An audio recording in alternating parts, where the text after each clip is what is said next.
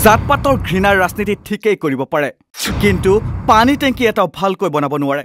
বিৰোধী বধৰ ৰাজনীতি কৰাত সিদ্ধহস্ত, কিন্তু সাধাৰণ উন্নয়নৰ কাম কৰিবলৈ নাই দক্ষতা।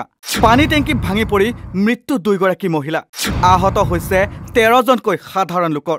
যোগী আদিত্যনাথৰ শাসিত উত্তৰ প্ৰদেশত সংঘটিত হৈছে এই ভয়ংকৰ কাণ্ড। যোগী আদিত্যনাথৰ বিজেপি শাসিত উত্তৰ প্ৰদেশৰ মথুৰাত সংঘটিত হৈছে ভয়ংকৰ কাণ্ড। পানীৰ টেংকি ভাঙি 2 জন লোকৰ মৃত্যু হোৱাৰ লগতে আহত হৈছে 13 জনকৈ লোকৰ। দেওবাৰে সন্ধিয়া সংঘটিত এক ভয়ংকৰ কাণ্ডত উত্তৰ প্ৰদেশৰ মথুৰাত এটা পানীৰ টেংকি ভাঙি 2 গৰাকী মহিলাই প্ৰাণ হেৰুৱাৰ লগতে 13 জন লোক আহত হয়। মথুৰাৰ কুটৱালী থানাৰ আৱাস বিকাশ কলনীৰ কৃষ্ণবিহাৰ অঞ্চলত সংঘটিত হৈছে এই ঘটনা। খবৰ অনুসৰি আহতসকল ততাতৈয়াকৈ চিকিৎসালয়লৈ প্ৰেৰণ কৰা হৈছে আৰু তেওঁলোকৰ চিকিৎসা অব্যাহত আছে। আহত 13 জন লোকৰ ভিতৰত এজনৰ অৱস্থা সংকটজনক।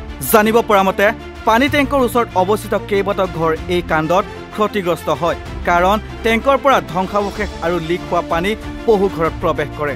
ইয়াৰ ফলত বৈদ্যুতিক সঁজুলিৰ অধিক ক্ষতি হোৱাৰ বিপৰীতে পথত ৰখাই থোৱা বিভিন্ন গাড়ীৰো ক্ষতি সাধন হৈছে। এই পানী টেংকিটো গংগাজল খোৱাপানী প্ৰকল্পৰ অধীনত 2021 চনত জল নিগমে 6 কোটি টকা ব্যয় সাপেক্ষে নিৰ্মাণ কৰিছিল। প্ৰশাসনিক বিষয়াসকলে লগে লগে এই স্থানত উপস্থিত হৈ সাহায্য আৰু উদ্ধাৰৰ কাম আৰম্ভ কৰে। আৰক্ষী বাহিনী, NDRF, SDRF আৰু অন্যান্য জৰুৰীকালীন সেৱাসমূহ ঘটনাস্থলীত উপস্থিত হৈ উদ্ধাৰ অভিযানত অহৰহ নিৰীক্ষণ কৰি আছে। বিষয়টোৰ গুৰুত্ব বিবেচনা কৰি মুখ্যমন্ত্ৰী যোগী আদিত্যনাথে গোচৰটোৰ দোষী ঠিকাদাৰৰ বিৰুদ্ধে FIR ৰুজু কৰাৰ নিৰ্দেশ দিয়ে। জিলা দণ্ডাধীশ শৈলেন্দ্ৰ কুমাৰ সিঙে 2 গৰাকী মহিলাৰ মৃত্যুৰ কথা নিশ্চিত কৰি আহতসকল বৰ্তমান চিকিৎসাধীন হৈ আছে বুলি জানিবলৈ দিয়ে। এই পানী টেংকি ভাঙি পৰাৰ পাছতে এতিয়া প্ৰশ্নৰ উদয় হৈছে, জাতপাত, সাম্প্ৰদায়িক বিভাজন, ঘৃণা আৰু বিৰোধী বধৰ ৰাজনীতি কৰা বিজেপি চৰকাৰে এটা পানী টেংকি সঠিকভাৱে নিৰ্মাণ কৰিব নোৱাৰে কিয়? ৰিপৰ্ট, নৰ্থ ইষ্ট নাও।